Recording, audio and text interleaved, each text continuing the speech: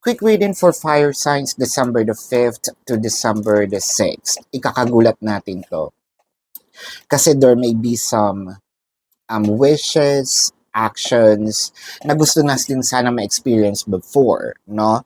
So, whether we ask for it verbally, pinaparamdam natin na kailangan natin, no? Either yung time, energy, commitment, nung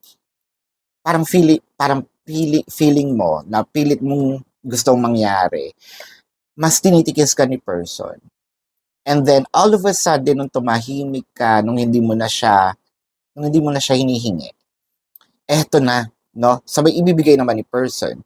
So nakakagulat lang kasi yung hinihingi mong commitment, yung hinihingi mong time, energy, effort, ngayon nito ibibigay sa'yo. May mga pagkakataon nga na ikaw pa yung pinipilit, no?